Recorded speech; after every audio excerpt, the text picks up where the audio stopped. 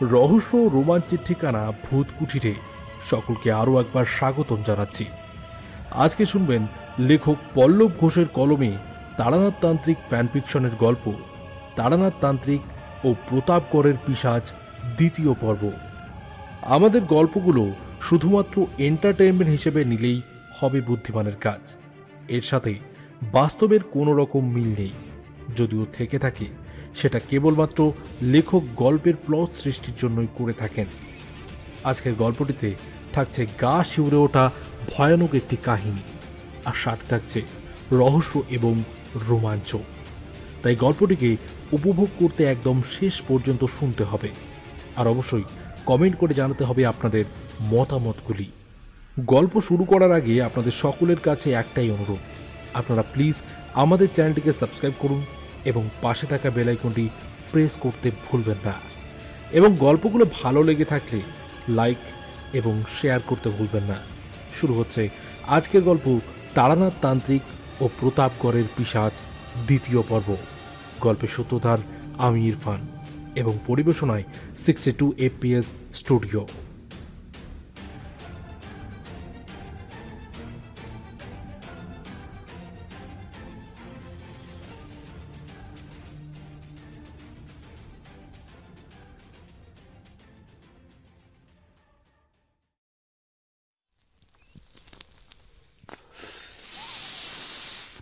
সিগারেটে শেষ টান দিয়েছি, এমন সময় একটা খুক খুক কাশির শব্দ বাড়ির ভেতর থেকে ভেসে এলো। কিশোরী দুবার হুসহুস করে টেনে সিগারেটটা মাটিতে ফেলে বলল, এই চলো চলো, চলে এসেছেন মনে হয়। ঘরের ভেতর এসে তক্তপোষের ওপর নিজ নিজ জায়গায় বসলাম। সামনে 3টা চায়ের কাপ রেখে তারানাথ আরও একটা সিগারেট ধরাবার তাল করছে। আমি একটা কাপ তুলে চায়ে চুমুক দিয়ে বললাম, ওই তো আপনি যে সন্ধ্যায় জগন্নাথের বাড়ি থেকে ছুটে বেরিয়ে এলেন, তারপর? সিগারেটে টান দিয়ে মাথা নাড়ল তারানাথ। ঠিকই বলেছ। কিশোরী অধীর আগ্রহে বলল, তারপর কোথায় গেলেন আপনি ওই পিশাচের মোকাবিলা করতে? তারানাথ বলতে শুরু করল, মোকাবিলা করা এতটা সহজ না হে। তার আগে আমাকে জানতে হবে ওই পিশাচ আসলে কে, কোথা থেকেই বা এসেছে, আর কেন সে এমন করছে। মালতী থেকে ওই আমবাগানের ঠিকানা নিয়ে সেদিকে ছুট লাগালাম, তবে যা করার খুব সাবধানেই করতে হবে। আমি সেই পিশাচকে দেখতে পেলেও সে যেন না আমাকে দেখতে পায়। ছুটতে ছুটতে আমবাগান পেরিয়ে সে পড়লাম একটা বাঁশ বাগানের ধারে। সামনের দিকে তাকিয়ে দেখি একদিকে ফাঁকা মাঠ, আর অন্যদিকে ভাঙা পাঁচিলে ঘেরা একটা উঁচু বড় ঢিবি মতো জায়গা। বুঝলাম এটাই তবে প্রতাপগড়ের শেষ সীমানা। কিন্তু এই অন্ধকারে এখন ওই দানবকে আমি খুঁজবই বা কোথায়? এমন সময় একটা খসখস শব্দ আমার কানে এলো, ঠিক যেন শুকনো পাতার ওপর পা ঘষে ঘষে কেউ হাঁটছে। কান খাড়া করে শুনলাম, আর সেই মতো দৃষ্টি ফেরালাম পাশের বাঁশ বনটার দিকে। কোথাও এতটুকু ঝড় নেই, বাতাস নেই, কিন্তু বাঁশ গাছগুলো অমন দুলছেই বা কেন? ব্যাপারটা তো আর বুঝতে বাকি রইল না। ঝট করে নিজেকে পাশের একটা মোটা তেঁতুল গাছের আড়ালে লুকিয়ে নিলাম। রুদ্ধশ্বাসে তাকিয়ে রইলাম দোদুল্যমান বাঁশঝাড়ের দিকে। ধীরে ধীরে আমার অপেক্ষার অবসান ঘটিয়ে সেই বাঁশঝাড়ের গাছ ফাঁক করে সামনের মাটি থেকে সদ্য উত্থিত একটা কচি বাঁশকে রীতিমতো পায়ের তলায় দুমড়ে মুচড়ে বাইরে বেরিয়ে এলো অন্ধকারের বেতাজ বাদশা, প্রতাপগড়ের সেই নরখাদক পিশাচ। চাঁদের মৃদু আলোয় তার সেই বিরাট বিভীষণ কালো দেহ যেন আরো বেশি শক্তিধর বলেই মনে হচ্ছে। অক্ষি কোটরে আগুনের দুটো বলয় ঘন ঘন এদিক ওদিক ঘুরছে, বোধহয় শিকারের সন্ধানে। আমি যতটা সম্ভব নিজেকে লুকিয়ে রাখার চেষ্টা করলাম। উত্তেজনায় আমার গায়ে কাঁটা দিয়ে উঠছে। শুধু যে পিশাচ আমাকে দেখতে পায়নি এতেই যা রক্ষে। ধীরে ধীরে তার শরীরটা উল্টোমুখ হলো, আর সে এগিয়ে চলল সামনের দিকে। আমি সুযোগ বুঝে অতি সন্তর্পণে বাইরে এলাম। দেখি সেই পিশাচ এগিয়ে চলেছে পাঁচিলে ঘেরা ঢিবিটার দিকে। কিছুটা জায়গা সেখানেও বন আগাছায় আচ্ছন্ন। পাঁচিল ডিঙিয়ে পিশাচ সেই দিকেই চলে গেল। অন্ধকারের মধ্যেও লক্ষ্য করলাম সে যেন মাটিতে একবার ঝুঁকলো, তারপর হঠাৎ কিরকম যেন ঝুপ করে অন্ধকারে মিলিয়ে গেল। আমি কিছুক্ষণ থ হয়ে দাঁড়িয়ে রইলাম। কি করব কিছুই বুঝতে পারছিলাম না। মনে কিরকম একটা খটকা থেকেই গেল। কি আছে ওই জায়গাটায় আমাকে জানতেই হবে। এখন একবার গিয়ে দেখব? না থাক, অন্ধকারে এত বড় ঝুঁকি নেওয়া ঠিক হবে না। দিনের আলোয় যাওয়াটাই ভালো।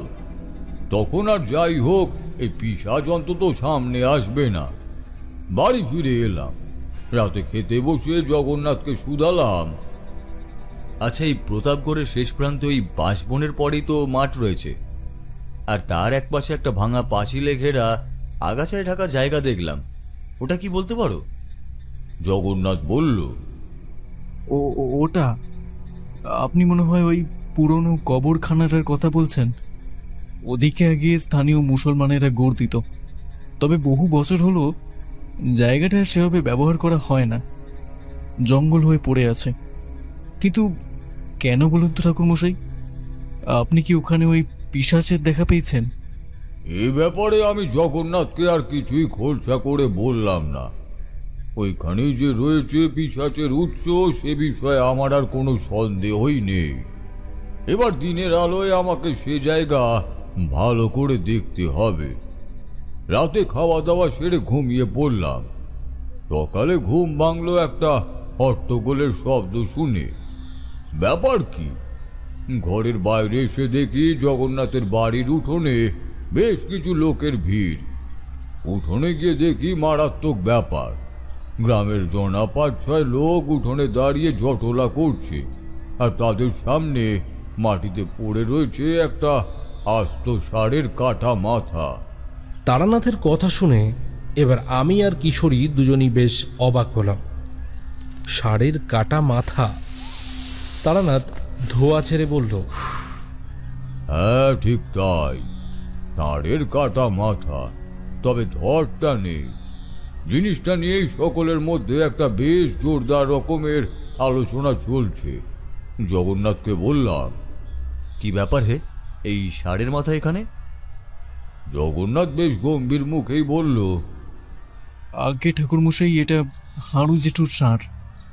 হাড়ু জেঠু আমাদের গায়েরই লোক। কালকে সন্ধ্যার পর ওনার ষাঁড় নাকি কখন খোঁয়ার ছেড়ে দড়ি ছিঁড়ে বেরিয়ে গিয়েছে, কেউ খেয়াল করেননি। রাতে খাবার দিতে গিয়ে দেখেন ষাঁড় নেই। হেতা ওতা খুঁজে তাকে পাওয়া যায়নি। সকালে গ্রামের কিছু লোক এটার কাটা মাথা গ্রামের প্রান্তে ওই বাঁশবাগানের কাছে পড়ে থাকতে দেখে, সেটাই তুলে আনে। কিছুটা দূরে মাটিতে উবু হয়ে কপালে হাত দিয়ে বসেছিলেন একজন বছর ৬০-এর লোক। খালি গা, কাঁধে গামছা আর পরনে একটা লুঙ্গি। ইনি নিঃসন্দেহে হারু জেঠু। ভদ্রলোক কপাল চাপড়ে কাঁদো কাঁদো গলায় বললেন, আমার সাধের বংশীটারে খেয়ে ফেললো রে ওই ওই পিশাচের কাজ এটা। মানুষ গরু কাউকে আর বাঁচতে দেবে না, বাঁচতে দেবে না। দলের মধ্যে থেকে বছর ২০-র একটা ছেলে এগিয়ে এলো। বেশ চটপটে চেহারা, চোখে মুখে একটা ধূর্ততার ছাপ স্পষ্ট। সে হারু জেঠুর উদ্দেশ্যে বলল, বাবা বলছি শোনো, এসব ভূতটুত কিচ্ছু না। ও গাঁয়ের মুসলিমগুলোর কাজ এসব। ওরাই আমাদের বংশের এই অবস্থা করেছে। ব্যারেদের সাথে এই জন্যে ভালো ব্যবহার করতে নেই। থাম গনসা। একটু বিরক্ত হয়ে কথাটা বলল জগন্নাথ। মানছি তুই শিক্ষিত, পড়াশোনা করেছিস, তাই বলে সবসময় এই পিশাচের ব্যাপারটা কুসংস্কার বলে অবজ্ঞা করে উড়িয়ে দেওয়াটা ঠিক নয়। আর ও গায়ের মুসলমানরা মোটেও এরকম নয়। অযথা মিথ্যে অভিযোগ তুলে ওদের সাথে ঝামেলা করার কোনো মানে হয় না। গঞ্জাও দমবার পাত্র নয়, সে বলল, তুমি ওদের চেনো না। ওই রফিকুল চাচা সেবারে আমাদের জমিতে ভালো ধান হয়েছে দেখে এমন করছিল যে আমি নিশ্চিত ওর হিংসা হচ্ছিল। আমাদের বংশের ওপর ওদের নজর বহুদিনের আমি জানি। ভালো টান দিতে পারে কি না, ওরাই এ কাজ করেছে আমি জানি। এদের কথা কাটাকাটি সমস্যা সবটা আমি এবার বুঝতে পারলাম। সকলের মনে একটাই প্রশ্ন, হারু জেঠুর ষাঁড়ের এই অবস্থা কে করল? তবে ষাঁড়টির কাটা মাথাটার দিকে তাকিয়ে আমার সন্দেহটা জগন্নাথের মতের ওপরই মোড় নিচ্ছিল। মাথাটা কাটা হলে তা দেখে বোঝা যায়, কিন্তু এটা একটু যেন অন্যরকম। কেউ যেন প্রবল আক্রোশে ধর থেকে টেনে ছিঁড়ে আলাদা করে দিয়েছে। এ কাজ আর যাই হোক কোনো মানুষের কর্ম নয়। আর তাছাড়া আরও একটা ব্যাপার, ষাঁড়টিকে যেখানে পাওয়া গেছে সেখানেই তো আমি আগের দিন রাতে ওই পিশাচকে দেখেছি। জগন্নাথকে আলাদা করে ডেকে বললাম, দেখো, পরিস্থিতি আমি খুব একটা ভালো বুঝছি না। আজ আমার একটা সাহায্য লাগবে তোমার। হ্যাঁ হ্যাঁ ঠাকুরমশাই, আপনি বলুন না কি করতে হবে। আমার সাথে তুমি একবার যাবে ওই গ্রামের প্রান্তে, আর ওই গনসাকেও আমার একবার দরকার। জগন্নাথ অবাক হয়ে বলল, গনসাকে মানে কি ব্যাপার বলুন তো? আমি বললাম, কি ব্যাপার সেটাই তো জানতে হবে। গনসা শিক্ষিত, যুক্তিবাদী, মানছি এখনো জেদের বসে এসব বলছে, কিন্তু আমার কেন জানি না মনে হচ্ছে গনসার সাহায্য আমাদের প্রয়োজন আছে। ওকে নিয়ে চলো। আর তাছাড়া একটা লোক বলো তো বাড়বে।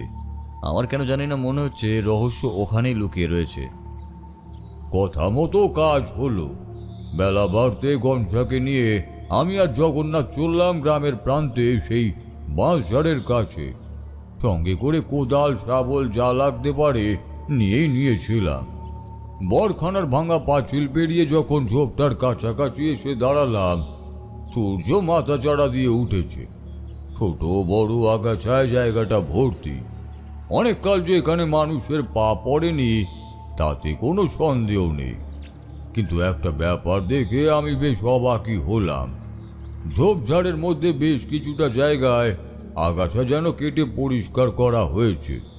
বেশি না, তবে এক মানুষ সমান জায়গা।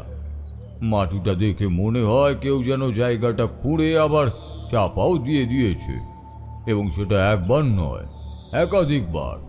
ফলে গোটা ঝোপের মধ্যে কেবল ওই জায়গাটাই একটাও গাছ গজায়নি। আরও একটা আশ্চর্যের ব্যাপার হলো, যেটা খুব মন দিয়ে না দেখলে হয়তো চট করে চোখে পড়বে না, সেটা হলো বিশেষ করে এই জায়গার আশপাশের ঝোপঝাড়ের গাছগুলো কিরকম অদ্ভুত ধরনের।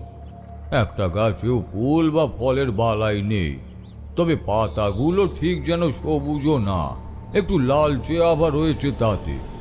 যেটা আর যাই হোক, আমার অন্তত স্বাভাবিক বলে মনে হলো না। গোটা পল্লী প্রকৃতি একদিকে, আর এই ঝোপ জঙ্গলটা যেন তার উল্টো দিকে। কি একটা চিরপরিচিত ব্যাপার যেন এখানে নেই, অনেককাল ধরেই নেই। বিড়বিড় করে একটা কথা আমার মুখ দিয়ে বেরিয়ে এলো, এই জায়গা ভালো নয়, ঘোর অমঙ্গল। বললাম, এখানে কি আগেও কেউ এসেছে? গনসা আর জগন্নাথ পরস্পরের মুখ চাওয়াচাওয়ি করলো। তারপর জগন্নাথ বলল, না, আসলে এই চত্বরটা বরাবরই মুসলমানদের গোড় দেওয়ার জায়গা ছিল। বুঝতেই পারছেন, গাঁয়ের লোক এসব এড়িয়ে চলে। তবে বহু বছর হলো এখানে আর গোড় দেওয়া হয় না। এদিকে কারোর জমি জমাও নেই, অতএব এখানে কেউ আসে না বলেই আমার ধারণা। বুঝলাম। এই যে জায়গাটা একটু পরিষ্কার মতো, এর নিচের দিকটা একটু মাটি খুঁড়তে হবে। এখানে আমাদের কি করণীয়? কথাটা শুনে জগন্নাথের মুখ কিরকম যেন শুকিয়ে গেল। সেটাই স্বাভাবিক, কারণ আমি যে জায়গাটা খুঁড়তে বলছি সেটা আদতে গোরস্থান। সে বেচারা একটু আমতা আমতা করলেও গনসার উৎসাহ আর সাহস ছিল দেখার মতো। দু হাতে শাবলটা চেপে ধরে সে বলল, খুঁড়ে না হয় দিলাম, কিন্তু কি লাভ তাতে? খুঁড়ে কি নিশ্চয়ই কিছু পাওয়া যাবে? আমি বললাম, দেখাই যাক না, কিছু তো এখানে আছে সেটা আমি নিশ্চিত। খোঁড়াখুড়ির কাজ শুরু হলো।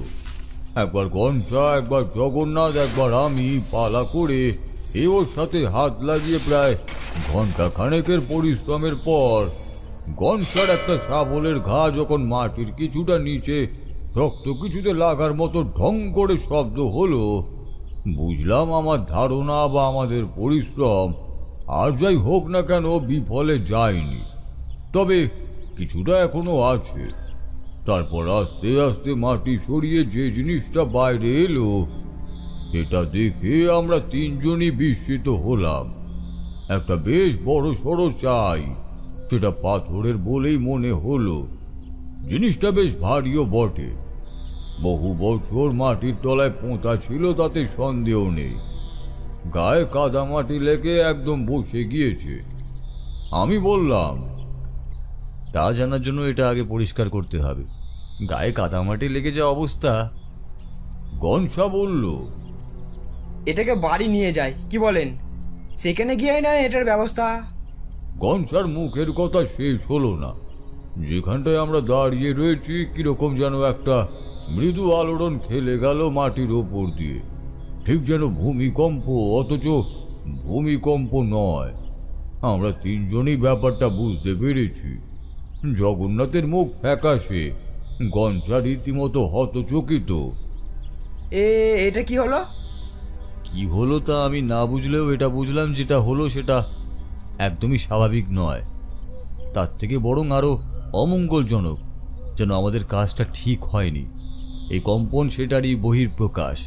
তার সাথে আরও একটা অনুভূতিও আমার হচ্ছে। বেশ বুঝতে পারছি যেখানটা আমি দাঁড়িয়ে রয়েছি সেই জায়গার মাটি আস্তে আস্তে কীরকম যেন গরম হয়ে উঠছে। আমার অনুভূতি সচরাচর ভুল হবার কথা নয়। আমাদের এখানে থাকা আর ঠিক হবে না। চলো, এখানে আর থাকা মোটেই ঠিক হবে না। আমি নিশ্চিত আমি যা খুঁজছি তার উত্তর আমি এর মধ্যেই পাবো। চলো চলো, ফিরে যাই তাড়াতাড়ি। আমরা তাড়াতাড়ি বাড়ি ফিরে এলাম। এক বালতি জল এনে রাখলো জগন্নাথ। উঠোনে রেখে পাথরটার গা থেকে মাটি কাদা বেশ ভালো করে ধোয়াধুয়ি করা হলো। তার গায়ের সমস্ত নোংরা কাদা মুছে ভেতর থেকে যে জিনিসটা বেরিয়ে এলো সেটা আশ্চর্যজনক। এটা কোনো সামান্য একটা পাথর নয়, আদতে একটা শিলা লেখা। ধূসর শিলার গায়ে লেখা কিছু কথা।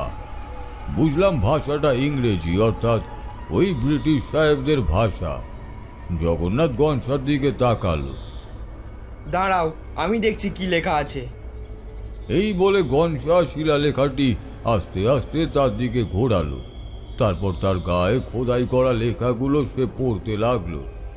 প্রথম যে শব্দটা সে বলল সেটার জন্য অবশ্য আমি বা জগন্নাথ কেউই প্রস্তুত ছিলাম না। কাঁপা কাঁপা গলায় গনসা বলল, সেন্ট আলফ্রেড মালথাস। আমি আর জগন্নাথ পরস্পরের মুখ চাওয়াচাওয়ি করলাম। মালথাসের পিশাচ! নতুন কিছু একটা আবিষ্কারের উত্তেজনায় আমি তখন ভেতরে ভেতরে রীতিমতো ফুটছি। গনসাকে বললাম, গোটাটা পড়ো তো, কি লেখা আছে। গনসা মনে মনে পড়তে লাগলো। প্রায় আধ ঘন্টা ধরে সবটা পড়ার পর সে মাথা তুলে বলল, এটা অনেক পুরনো দিনের। সব লেখা আমি পড়তে বা বুঝতে পারছি না, তবে যতটুকু বুঝলাম এটা বিশ্বযুদ্ধের অনেক আগের ব্যাপার। এখানে এই সেন্ট মালথাসের জীবন সম্পর্কে কিছু বলা আছে। মোটামুটি যেটুকু বুঝলাম তা হলো সেন্ট মালথাস ব্রিটিশ শাসনের সময় এখানে এসেছিলেন, অর্থাৎ আজকের এই প্রতাপগড়ে।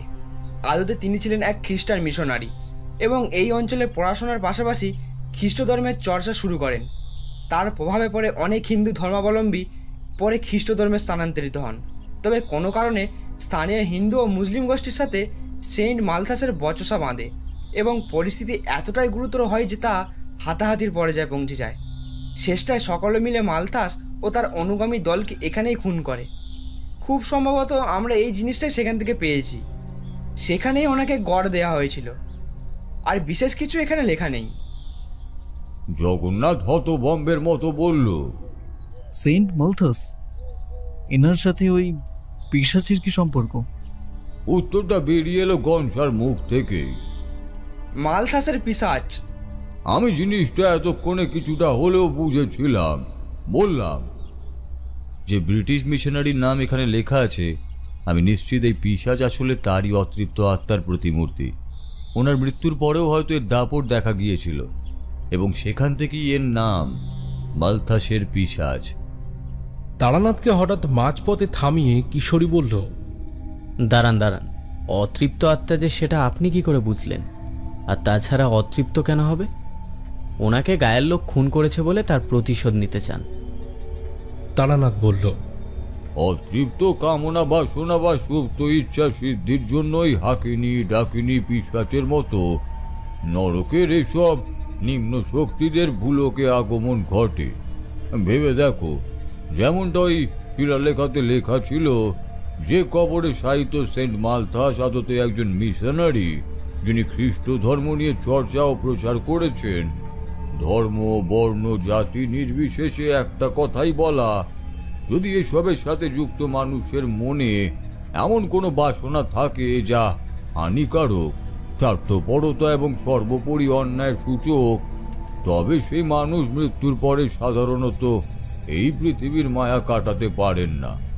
তার অতৃপ্ত আত্মার এক প্রকার পুনর্জন্ম ঘটে, তবে সেটা মানুষ না, পিশাচজনিত। তাকে মুক্তি দিতে না পারলে নিজের প্রতি হিংসা চরিতার্থ করতে সে বারবার মানুষের ক্ষতি করে বেড়ায়। কিশোরী বলল, এই পিশাচের গলার স্বর তো আপনি শুনেছিলেন সেই রাতে শ্মশানে। উনি তো পরিষ্কার বাংলা ভাষাতেই কথা বললেন, তাহলে এ সাহেবের ভূত হলো কি করে? কথাটা শুনে আমার কিরকম যেন হাসি পেল, কিন্তু সেটা অতি কষ্টে চেপে রাখলাম। কিশোরী সেন মাঝে মাঝেই তারানাথের গল্পের ভেতর এমন বিচিত্র রকমের প্রশ্ন করে থাকে, কখনো কখনো তারানাথ এতে চটেও গিয়েছে। তবে এই প্রশ্নে তারানাথ চটল না, একটু হেসেই সে বলল, সাহেবরা এখানে এসে যে সবাই সবসময় ইংরেজিতে কথাই বলেছে তার কোনো মানে নেই। এখানে থেকে এখানকার সাধারণ মানুষের সাথে মিশে ধর্ম প্রচারের কাজ করতে গেলে এদের ভাষা জানা বোঝাটাই আবশ্যক। মানুষকে দিয়ে কোনো কাজ করাতে গেলে তাকে তার ভাষাতেই বোঝাতে হবে। মালথাস সাহেব হলেও এখানে থেকে বাংলা ভাষা আয়ত্ত করেছিলেন বলেই আমি মনে করি। আমি বললাম, সব না হয় বুঝলাম, কিন্তু সেন্ট ম্যালাথাস অন্যায়টা কি করেছিলেন? তারানাথ এবার হেসে বলল, ভালো প্রশ্ন করেছ হে, তবে এর যথাযথ উত্তর আমিও জানতে পারিনি। যতটুকু আমার অনুমান ছিল, হতে পারে উনি এখানকার হিন্দু ও মুসলিমদের জোর করে ধর্মান্তরিত করার চেষ্টা করেছিলেন, কিংবা হয়তো এখানকার মানুষদের সাথে এমন কিছু ব্যবহার করেছিলেন যাতে সকলের মনে হয়েছিল এনাকে বাঁচিয়ে রাখা ঠিক না। ব্রিটিশ শাসনের ইতিহাসে তো এমন ঘটনার কথা হামেশাই শুনেছ। আমার অনুমান এমনটাই। তা না হলে অমন ধর্মপ্রাণ ব্যক্তি পিশাচ হয়ে ফিরে আসবেই বা কেন? তারপর তারপর কি হলো? তারানাথ আবার শুরু করলো, এইসব কথাই আমি বললাম জগন্নাথ আর গঞ্চাকে। স্পষ্টতই গঞ্চা শিক্ষিত ছেলে হওয়ায় এই পিশাচের ব্যাপারটা সে যেন পুরোপুরি মন থেকে মেনে নিতে পারছিল না। আমি বললাম, দেখো গনসা, আমি জানি তুমি যুক্তিবাদী ছেলে, নিজের বুদ্ধি বিবেচনা দিয়ে সবকিছু বিচার করো, কিন্তু পৃথিবীতে অলৌকিক অবিশ্বাস্য এমন ঘটনাও আছে। আর তাছাড়া আমি নিজেই পিশাচকে দেখেছি, একবার নয়, পরপর দুবার। আমার চোখে দেখা কখনোই ভুল হতে পারে না। উপরন্তু যে নারকী হত্যালীলা সে এখানে চালিয়েছে, আমি নিশ্চিত তোমাদের ষাঁড়ের মৃত্যু এই পিশাচের হাতেই হয়েছে। জগন্নাথ বলল, তাহলে এখন কি করণীয় ঠাকুরমশাই? একটু ভেবে বললাম, উপায় একটাই, সাহেবের আত্মাকেই পিশাচজনি থেকে মুক্তি করতে হবে। কিন্তু কিভাবে? সেটাই তো আমাকে ভাবতে হবে। আজকের রাতটা একটু আমাকে সময় দাও, এই থেকে কিছু না কিছু একটা মুক্তির উপায় তো থাকবেই। পাথরটা জগন্নাথের বাড়ির মধ্যেই আপাতত রাখা হলো। সেটা যে বহু বছরের পুরনো তাতে কোনো সন্দেহ নেই। দুপুরে খাওয়া দাওয়ার পর বিছানায় শুয়ে ভাবতে লাগলাম এতদিনের গোটা ঘটনা, একদম শুরু থেকে। সেই যে গ্রামে সাধুজির সাথে দেখা হওয়া, আমার এই প্রতাপগড়ে আসা, পিশাচের মুখোমুখি হওয়া এবং তার পিছনে লুকিয়ে থাকা এমন রোমাঞ্চকর ঐতিহাসিক রহস্য। কিন্তু এর থেকে মুক্তির উপায় কি? ভাবতে লাগলাম অনেক কিছুই, কিন্তু যথাযথ উপায় কিছুতেই মাথায় এলো না। সাধুজি আমার উপর ভরসা রেখেছেন যখন, তখন মনের মধ্যে কোথাও যেন একটা বিশ্বাস রয়েছে যে আমি হয়তো প্রতাপগড়ের মানুষদের এই বিপদ থেকে রক্ষা করতে পারব। এসব চারপাশ ভাবতে ভাবতে কখন ঘুমিয়ে গিয়েছি খেয়াল নেই। গভীর ঘুমে আচ্ছন্ন। আর ঠিক তখন একটা অদ্ভুত অনুভূতি হলো আমার শরীর জুড়ে। একটা ঠান্ডা হাওয়া কোথা থেকে এসে যেন আমার গোটা শরীরের ওপর দিয়ে বয়ে গেল। সেটা আমি বুঝতেই পারছিলাম। স্বপ্নের মধ্যেই যেন দেখতে পেলাম একটা নীলচে আলোর বলয়, আর সেই বলয়ের মাঝামাঝি একটা মুখ। হ্যাঁ, একটা মানুষের মুখের অবয়বটুকু। চোখ, নাক, ঠোঁট কিছুই বোঝা না গেলেও এটা বুঝতে পারছি তার মাথায় জটাজুট আর মুখে লম্বা দাড়ি, আর সেই সাথে সেই প্রাণবন্ত গলার স্বর, তারানাথ, তারানাথ। এই গলার স্বর আমি আগেও শুনেছি, কিন্তু কোথায় তা মনে করতে পারলাম না। চোখ বুঝে বালিশের কেবল এদিক ওদিকে মাথা ঘোরাতে লাগলাম। সেই গলার শব্দ আবার আমার কানে এলো। ম্যাডা, আমি জানি তুই এ কাজ পারবি। তোর সমস্ত ভাবনার তীর একত্রিত করে শুধু প্রশ্নের বীজকে মাটিতে আবার গেঁথে দে, তাহলেই আর উত্তর পাওয়ার জন্য কোনো বিড়ম্বনা থাকবে না। উচ্ছেরই তার ধ্বংস, পতনের ভাবনা দূরস্থান। দাদুজি বলে আমি রীতিমতো লাফিয়ে বিছানায় উঠে বসলাম।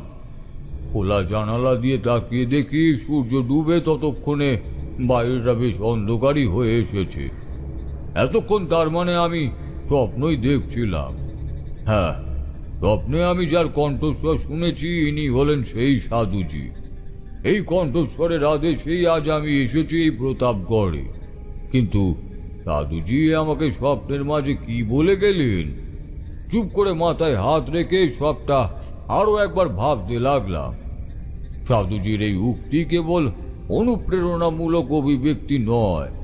আমি নিশ্চিত এর পেছনে লুকিয়ে রয়েছে আমার সমস্ত প্রশ্নের উত্তর। উৎসই ধ্বংস, পতনের ভাবনার দূরস্থান, একথার তাৎপর্য কি হতে পারে? ওই পিশাচের উৎস ভাবনায় ছেদ পড়ল, কারণ দরজা খুলে ততক্ষণে হুড়মুড়ি এসে ঢুকেছে জগন্নাথ। তার চোখে মুখে ভয়ের ছাপ স্পষ্ট। আমি বিছানা ছেড়ে উঠে এলাম। আরে কি গো, কি হয়েছে? এরকম করে হাঁপাচ্ছ কেন? জগন্নাথ কাঁপা কাঁপা গলায় বলল, ঠাকুর মশাই, তাড়াতাড়ি বাইরে আসুন। গনসা কিরকম করছে? গনসা? তার আবার কি হলো? চলো তো দেখি। বলে আমি আর জগন্নাথ বাইরে বেরিয়ে এলাম। ঘরের মেঝেতে হাত পা ছড়িয়ে পড়ে কিরকম যেন বিকার ধরা রোগীর মতো হাত পা কাঁপছে গনসার। জগন্নাথের স্ত্রী মালতী তার গায়ে মাথায় জল দিয়ে তাকে শান্ত করার চেষ্টা করছে বটে, কিন্তু গনসার চোখ মুখ জুড়ে ছড়িয়ে রয়েছে একটা অপার্থিব ভয়, একটা আতঙ্ক। আমি আর জগন্নাথ তার পাশে বসলাম। তার হাত চেপে ধরে বললাম, গনসা, এই গনসা, কি হয়েছে গনসা? শরীর ঠিক আছে? কি হয়েছে বলো আমাকে, বলো তোমার কি হয়েছে? কিন্তু গনসার যেন কোনো পরিবর্তনই নেই। তার মুখ থেকে কেবলই একটা অস্ফুট আর্তনাদ গোঙানির মতো করে বেরিয়ে আসছে। জগন্নাথ তার পায়ের চেটোয় হাত বুলোতে বুলোতে বলল, গনসা, আরে এই গনসা, কি হলো? লক্ষ্য করলাম গনসার চোখ আস্তে আস্তে উল্টিয়ে আসছে, আর তার দাঁতে দাঁত লেগেছে। মালতীকে বললাম, তাড়াতাড়ি একটা চামচ আনো তো, আর জল আনো, ওর দাঁতই পড়েছে। মালতী ছুটে চলে গেল। জগন্নাথ বলল, কি হলো এসব ঠাকুর মশাই? দাওয়ায় সন্ধ্যাবেলা বসে আছি, হঠাৎ দেখি ছেলেটা দূর থেকে ছুটে আসছে পাগলের মতো, এসেই হুমড়ি খেয়ে পড়লো মেঝের ওপর, আর তারপরে এই অবস্থা। আমি বললাম, নিশ্চিত গনসা কোনো সংকটের সম্মুখীন হয়েছিল, তাই সে মুক্তির জন্য এইভাবে ছুটে আসছিল। বেচারার জ্ঞান ফিরুক, তাহলেই সবটা জানা যাবে। বিপদ যে আমি একটা আশা করিনি তা নয়, তবে সেটা যে এত তাড়াতাড়ি এইভাবে ছুটে আসবে। বলতে বলতে মালতী সব এনে হাজির। প্রায় আধ ঘন্টা শুশ্রূষায় গনসার জ্ঞান আসতে সে একটু ধীতু হয়ে উঠে বসল। তাকে শুধলাম, কি হে, এখন শরীর একটু ঠিক আছে তো?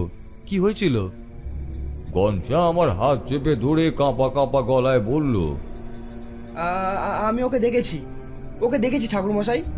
কে? সেই পিশাচ? হ্যাঁ, আমি নিজের চোখে ওকে দেখেছি। আমি আর জগন্নাথ পরস্পরের মুখ চাওয়াচাওয়ি করলাম, তারপর বললাম, কোথায় দেখলে? একটু জল খেয়ে গনসা বলল, বিকালে ওপাড়ার হরি মহাজনের বাড়িতে টাকা জমা করতে গিয়েছিলাম। ফেরার সময় ভাবলাম একটু হাটের দিক থেকে ঘুরে আসি। সেখান থেকে বেরোতে বেরোতে সন্ধ্যা হয়ে গেল। গ্রামের শেষের ওই বাঁশবনের পাশে রাস্তা ধরে ফিরছি, হঠাৎ একটা বিকট চিৎকার শুনে বুকটা কীরকম ধক করে উঠল। পিছনে ঘুরে তাকাতেই আমার চোখ গেল ওই কবরখানার পাঁচিলের ওধারে। আলো আঁধারিতে স্পষ্ট দেখলাম সেই ঝোপের কাছে যেখানে আজ সকালেই আমরা গিয়েছিলাম। কি কি দেখলে ঝোপের কাছে? দেখি একটা বিরাট লম্বা কালো শরীর ঝুঁকে পড়ে মাটিতে কি যেন দেখছে, ঠিক যেন একটা বিরাট কালো দানবের মতো কুকুর। ব্যাপারটা দেখে ভয়ে বিস্ময়ে আমি থ হয়ে দাঁড়িয়ে গেলাম। তারপর যে দৃশ্য দেখলাম, ওই মূর্তিটা তার এক হাতে টেনে তুলছে একটা কিছু। একটু লক্ষ্য করতেই বুঝলাম ওটা একটা বড় গরু জাতীয় কিছুর ছিন্ন ভিন্ন দেহ। হঠাৎ আমার কেন জানি না আমাদের ষাঁড়টার কথা মনে পড়ল। তবে কি এই আমাদের ষাঁড়টাকে জিনিসটা মাথায় আসতেই অসাবধানবশত একটা আর্তনাদ বেরিয়ে আসে আমার মুখ থেকে, আর সাথে সাথে সেই পিশাচ ঘুরে থাকে আমার দিকে। উফ, কি ভয়ানক! বুকে রক্ত জল হয়ে যায় ওই চোখের দিকে তাকালে। চোখ তো নয়, যেন জ্বলন্ত দুটো কয়লা। আমার আর সেখানে এক মুহূর্ত দাঁড়িয়ে থাকার সাহস হয়নি ঠাকুরমশাই। আমি ছুটে পালিয়ে আসি। আমার মনে হচ্ছিল ওই পিশাচ বুঝি আমার পিছু নিয়েছে। এতদূর বলে একটু দম নিল গনসা। জগন্নাথ আর মালতীর মুখ ততক্ষণে ফ্যাকাশে হয়ে গিয়েছে। আমি বললাম, তোমার মনে হয় না গনসা ওই পিশাচ সত্যি আমাদের পিছু নেবে? তার মানে? কাঁপা কাঁপা গলায় বলল জগন্নাথ। আমার চোখ তখন গিয়েছে ঘরের এক কোণে রাখা সেই শিলাখণ্ডের দিকে। আমরা আজ তার ডেরায় গিয়েছি। জিনিসটা এত সহজে সে মেনে নেবে না।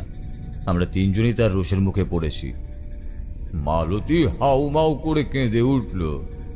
ও গো, কি হবে গো? জগন্নাথ বিরক্ত মুখে তাকে সান্ত্বনা দিল। আরে চুপ করো। ঠাকুরমশাই আছেন যখন, ঠিক কোনো না কোনো একটা ব্যবস্থা হয়ে যাবে।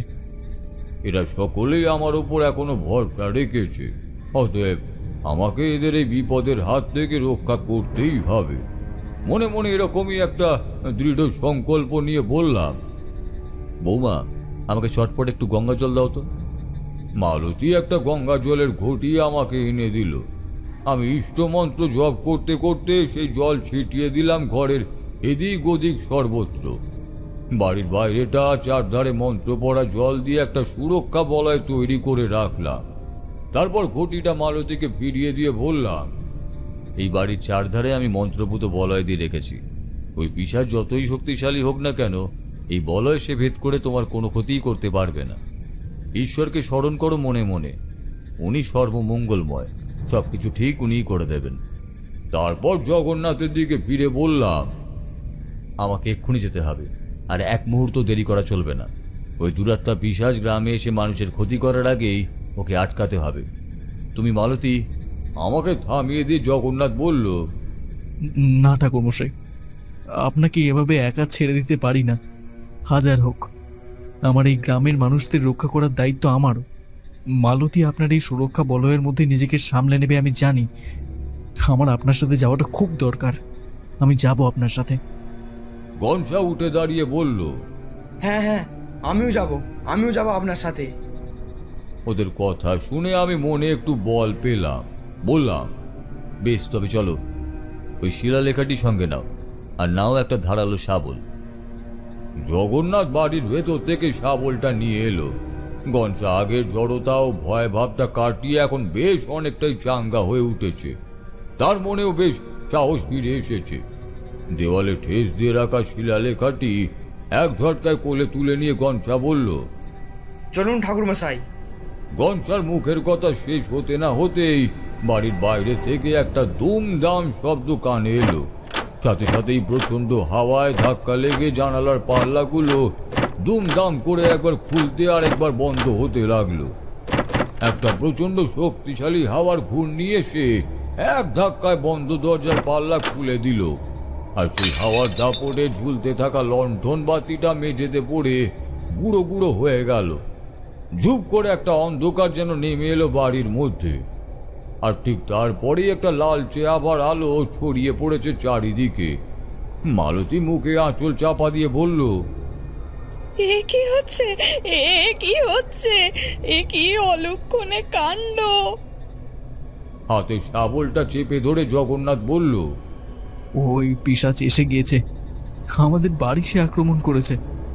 আমি বললাম, আমাদের আর দেরি করা ঠিক নয়। গনসা, জগন্নাথ, তোমরা বেরিয়ে এসো। আর বৌমা, তুমি একদমই ঘরের বাইরে আর আসবে না।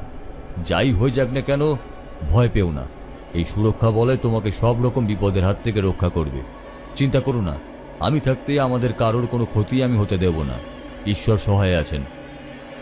আমরা তিনজনে ছুটে বাইরে বেরিয়ে এলাম।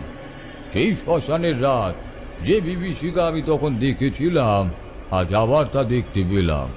তবে আজ যেন তা আরো প্রকট, আরো ভয়ঙ্কর। অন্ধকারের থেকেও কালো কালো বিরাট ধোঁয়া স্তম্ভ যেন চারদিক থেকে ঘিরে ধরেছে জগন্নাথের বাড়িটা। আর আমাদের সামনে সেই কালো ধোঁয়ার মাঝে লালচে আলোর আভায় নিজের বীভৎস অথচ বর্ণাঢ্য উপস্থিতির সাক্ষ্য দিতে দাঁড়িয়ে রয়েছে প্রতাপগড়ের সেই ইতিহাস প্রাচীন অভিশাপ। অন্ধকারের বেতাজ বাদশাহ, ভয়ঙ্কর নরবুক, পিশাচরূপী সেন্ট মালথাসের অতৃপ্ত আত্মা। ভয় বিস্ময় জগন্নাথ আর গনসা আমার কাছে ঘেঁষে দাঁড়িয়েছে। একটা অপার্থিব বুকের রক্ত জল করা গর্জনে থরথর করে কেঁপে উঠল চারিদিক। আমি চেঁচিয়ে বললাম, আপনি আর কোনো ক্ষতি করতে পারবেন না সেন্ট মালথাস। আপনার এই নারকীয় অত্যাচার এবার শেষ হবার সময় এসেছে।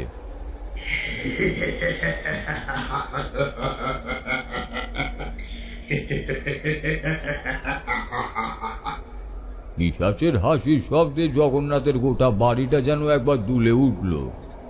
আমাকে আটকাবি তুই? তুচ্ছ একটা মানুষ, এত ক্ষমতা তোর? আমিও তারানাথ জ্যোতিষ আর্ণব। জীবনের প্রতিটা ক্ষণ ঈশ্বরের প্রতি ভক্তি রেখে নিজের সাধনায় লীন হয়েছি। আমার গুরুদেবের আশীর্বাদ আমার মাথার ওপরে রয়েছে। এত সহজে তো আমি মরব না। নরকের এক তুচ্ছ পিশাচ কিনা আমাকে এইভাবে দাপিয়ে বেড়াবে? গলার স্বর আরো চড়িয়ে বললাম, ক্ষমতা ঈশ্বরের, তিনি আমাদের সকলকে রক্ষা করবেন।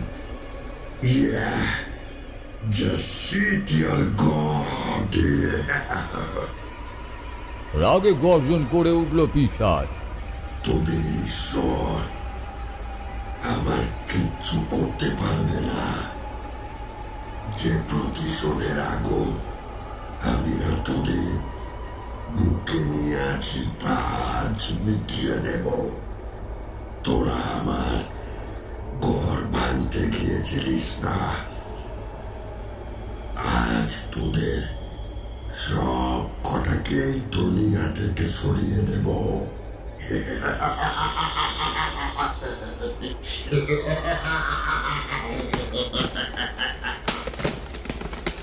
বলতে বলতে জগন্নাথের বাড়ির সামনে ঝুলতে থাকা একটা বড় আম গাছ সে এক ধাক্কায় দুমড়ে ভেঙে দিল, আর তারপর সেটা ছুঁড়ে মারলো আমাদের লক্ষ্য করে।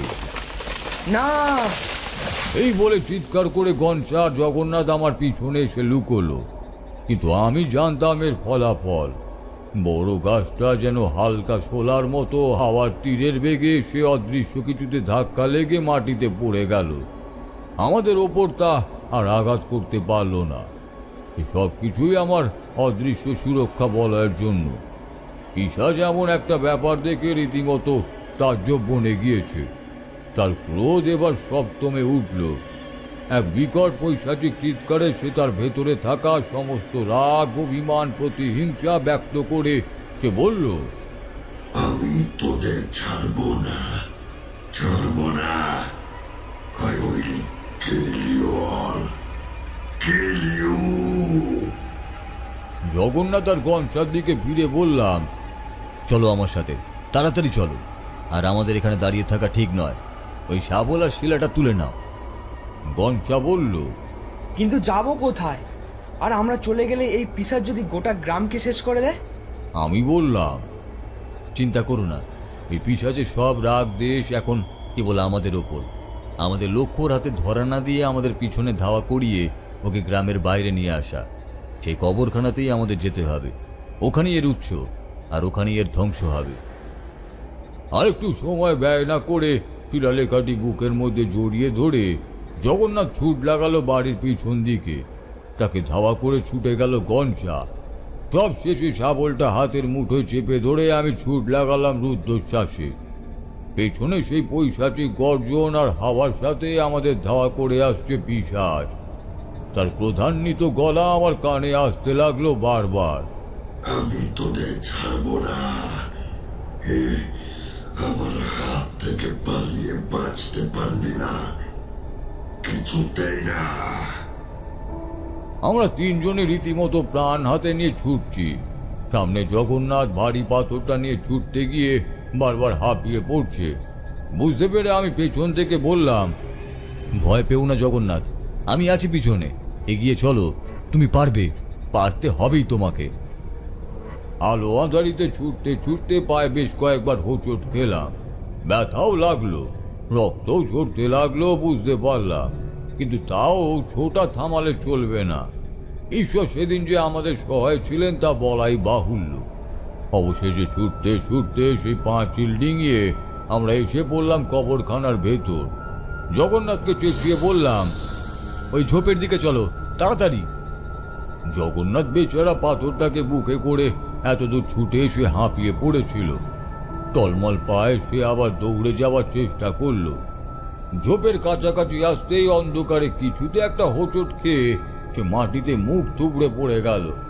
হাত থেকে শিলালেখাটি ছিটকে পড়লো মাটিতে। যোগুদা বলে চিৎকার করে গনসা ছুটে গেল জগন্নাথের দিকে। তাকে আস্তে আস্তে মাটিতে তুলে বসালো। শাবল হাতে ততক্ষণে আমিও এসে পড়েছি তাদের কাছে। কষ্টই দেখতে পাচ্ছি অদূরে ওই বাঁশবনটা লন্ড বন্ড করে এদিকে এগিয়ে আসছে সেই পিশাচ। হঠাৎ গনসা আর্তনাদ করে বলে উঠল, ওটা কি? আমরা সকলেই ঘুরে তাকালাম। গনসা দৃষ্টি অনুসরণ করে দেখলাম ঝোপের মাঝে সেই ফাঁকা জায়গাটার মাটি কেউ যেন খুঁড়ে সরিয়ে দিয়েছে, আর সেখান থেকে বেরিয়ে রয়েছে একটা বীভৎস মূর্তি। মাটির ওপর শায়িত একটি মানুষ, বিকৃত খোবলানো চেহারা, তবে কোথাও যেন মৃত শরীরটাতে পচন ধরতে ধরতেও ধরেনি। কালের নিয়মের বিরুদ্ধে সেই দেহ এখনো মাটির নিচেই পড়ে আছে। লম্বা চেহারা, গায়ের পোশাক আশাক বলে দিচ্ছে ইনি সেই ব্রিটিশ সাহেব সেন্ট মালথাস। অনুমান মতো যাকে পিটিয়ে খুন করে মাটিতে কবর দেওয়া হয়েছিল। অত বছর আগে সেই দেহ এভাবে দেখে আমরা তিনজনই স্তম্ভিত। গোটা ব্যাপারটা এবার ধীরে ধীরে পরিষ্কার হলো আমার সামনে। এই সেই দেহ যার ভেতরে এখনো টিকে রয়েছে সাহেবের অতৃপ্ত আত্মা। দিনের বেলা সে এর ভেতরেই ঘুমিয়ে থাকে, আর রাত হলেই এর বুক চিরে মাটি সরিয়ে বেরিয়ে এসে নরখাদক পিশাচের রূপ ধরে দৌরাত্ম করে বেড়ায়। এই মৃতদেহের অতৃপ্ত আত্মা অশুভ, এর প্রভাবই এখানকার মাটি গাছ আশেপাশের থেকে এতটা আলাদা। এই অশুভ ভূমির ওপর তাই নতুন কোনো প্রাণ জন্ম নেয়নি। জগন্নাথ বলল, এবার কি করণীয় ঠাকুরমশাই? আমি স্বপ্নে বলা সাধুজি সেই কথা ভাবতে লাগলাম। প্রশ্নের উৎসকে ধ্বংস করতে হবে, উত্তরের তীর দিয়ে তাকে গেঁথে দিতে হবে মাটিতেই। এই অতৃপ্ত আত্মার উৎস এই মৃত অথচ অক্ষয় শরীর। তার মানে আমার ভাবনায় ছেদ পড়ল, কারণ সেই পিশাচ তখন এসে পড়েছে আমাদের সামনে। তার ক্রোধের আগুন তখন আরো ত্বরান্বিত হয়েছে। প্রচন্ড আক্রোশে বাঁচে থাকা একটা গাছ উপরে সে ছুঁড়ে মারলো আমাদের দিকে। আমরা তিনজন কোন রকমে লাফিয়ে পড়ে সেটার হাত থেকে বাঁচলাম। গা ঝাড়া দিয়ে উঠে দাঁড়ালাম। আর দেরি করা ঠিক হবে না। শাবলটা গনসার হাতে ছুঁড়ে দিয়ে বললাম, ওই সাহেবের দেহ গরম করো, আমি দেখছি এই পিশাচকে। জগন্নাথ আর গনসার প্রশংসা করতেই হয়। এই পরিস্থিতিতে পড়েও তারা কখনো এতটুকু মনোবল হারায়নি। সাহসের সাথে লড়াই করেছে। আগ্রাসী একটা মনোভাব নিয়ে শাবলটা লুফে নিল গনসা। এদিকে সেই পিশাচের রক্ত লোলুপ ধারালো নখ নেমে এসেছে আমাকে লক্ষ্য করে। পাশে পড়ে থাকা শিলালেখাটা হাতে তুলে আমি নিজের ঢাল হিসাবে সামনে ধরলাম। পাথরের গায়ে সেই ধারালো নখের আঁচল লেগে একটা বিকৃত শব্দের উৎপন্ন হলো। তার থেকেও বিকৃত বোধ করি প্রধান্বিত পিশাচের চিৎকার। পলকের মধ্যে গঞ্জার গলায় একটা হুঙ্কার, আর তার ঠিক পরেই পিশাচের কান ফাটানো আর্তনাদে গোটা আকাশ মাঠ যেন থরথর করে কেঁপে উঠল। মুখ ঘুরিয়ে দেখি সকলের অলক্ষ্যে মোক্ষম আঘাত এনেছে গঞ্জা। লোহার শাবলটা সে বসিয়ে দিয়েছে সাহেবের মৃত শরীরে, বুকের ঠিক মাঝামাঝি। প্রশ্নের উৎসকে গঞ্জা মাটির মধ্যে গেঁথে দিয়েছে, আর এটাই হলো এই প্রশ্নের আসল উত্তর। আমাদের সকলের চোখের সামনে লালচে আলোর একটা আভা ছড়িয়ে পড়ল, আর সেই আলোয় পিশাচের দেহটা হাওয়ায় কিরকম যেন ছাইয়ের মতো গুঁড়ো গুঁড়ো হয়ে ছড়িয়ে পড়ল। ধীরে ধীরে শান্ত হয়ে এলো তার আর্তনাদ, নিভে এলো পৈশাচিক প্রলয়ঙ্কারী তাণ্ডব। অবাক হয়ে আমরা তিনজন গোটা দৃশ্যটা দেখতে লাগলাম। বিস্ময়ের ঘোরটা কাটতেই সেই পাথরটা সাহেবের দেহের পায়ের সামনেই মাটিতে পুঁতে দিলাম। আরো একটা আশ্চর্য ব্যাপার আমাদের নজরে পড়ল। বুকে শাবল বেঁধা সাহেবের দেহটা আস্তে আস্তে কিরকম যেন শুকিয়ে গেল, আর নিমেষের মধ্যে পরিণত হলো চামড়া রক্ত মাংসহীন একটা নরকঙ্কালে। গঞ্জাকে বললাম, এটা ভালো করে মাটিতে চাপা দিয়ে দাও। গঞ্জা বলল, এই শাবলটা? ওটা থাক, যতদিন ওটা থাকবে আর কখনো সাহেবের এই অতৃপ্ত পিশাচ তোমাদের জ্বালাতন করবে না। দেখো কেউ যেন এই ভুল আর দ্বিতীয়বার না করে তাকে জাগিয়ে তোলে। গঞ্জা জগন্নাথ মিলে সাহেবের দেহটা মাটি চাপা দিয়ে দিল। তারানাথ থামল। কিশোরী এতক্ষণ হাঁ করে সবটা শুনছিল। গল্প শেষ হতেই সে এবার সেরকম হাঁ করেই বলল, বুকে শাবলটা বিঁধে দিতে কেল্লা ফতে? তারানাথ মৃদু হেসে বলল, অন্তত সেরকমটাই তো ছিল সাধুজির বার্তা। তবে ও জিনিস নিয়ে আমি পরে পড়াশোনা করেছি। ভূত প্রেত বা তন্ত্রের উল্লেখ প্রাচীনকাল থেকে কম বেশি সব ধর্মেই রয়েছে। বিদেশি সাহেবদের মধ্যে মৃত্যুর পর অতৃপ্ত অশুভ আত্মাদের জাগৃত হওয়ার ঘটনাও রয়েছে, অনেকটা আমাদের মতোই। অবশ্য তাদের নাম ধাম সব আলাদা।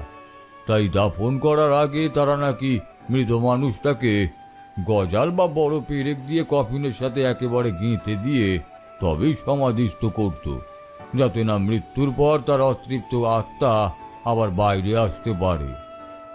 এই রক্ত চোষা আর কি সব ওই ভ্যাম্পায়ারের কথা তো তোমরা পড়েইছ।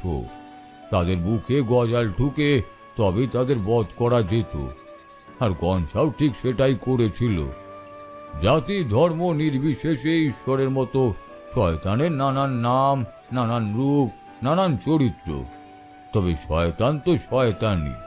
আগুন হোক বা গজাল হোক বা মন্ত্র প্রয়োগ, তাকে হত্যা করলে তবেই মানুষের মুক্তি। আর সেই সাধুজি? আমি প্রশ্ন করলাম। একটা দীর্ঘ নিঃশ্বাস ফেলে তারানাথ বলল, তিনি দিব্য পুরুষ। তার দর্শন পাওয়ার সৌভাগ্য আমার দ্বিতীয়বার আর হয়নি। তবে দীক্ষা না পেলেও তার আদেশ শিরোধার্য করে প্রতাপগড়ের মানুষদের উদ্ধার করতে পেরে নিজেকে সেদিন সত্যি ধন্য মনে হয়েছিল। আসল ধর্ম তো মানুষের প্রতি মানুষের ভালোবাসার ধর্ম। তন্ত্র মন্ত্র তো আছেই, তবে পরোপকারের মন্ত্র হলো শ্রেষ্ঠ। জীবনে সেই মন্ত্র না শিখলে 16 আনাই ফাঁকি, বুঝলে অফিসের বাবুরা?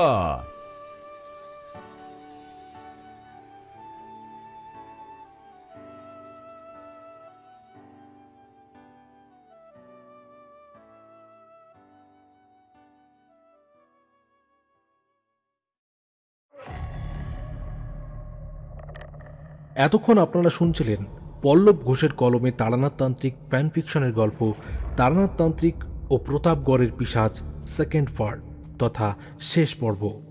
তারানাথ তান্ত্রিকের কণ্ঠাভিনয়ে বুবাই, বিভূতির চরিত্রে ইরফান, কিশোরী চরিত্রে সুদীপ এবং অন্যান্য চরিত্রে পূজা, রূপঙ্কর, অর্পিতা, দীপ্তদীপ, শুভম, কৌশিক, প্রীতম এবং অভিজিৎ। আশা করছি আমাদের ইউনিক পরিবেশনা আপনাদের অনেক ভালো লেগেছে। যদি ভালো লাগে তাহলে অবশ্যই লাইক, কমেন্ট এবং শেয়ার করতে ভুলবেন না। আর যারা নতুন গল্প শুনছেন, please do subscribe and press the bell icon. আজকের মতন ভূত কুঠিরের দরজা এখানেই বন্ধ হচ্ছে। দেখা হচ্ছে পরবর্তী গল্পে। ততক্ষণ সকলেই ভালো থাকবেন এবং সুস্থ থাকবেন।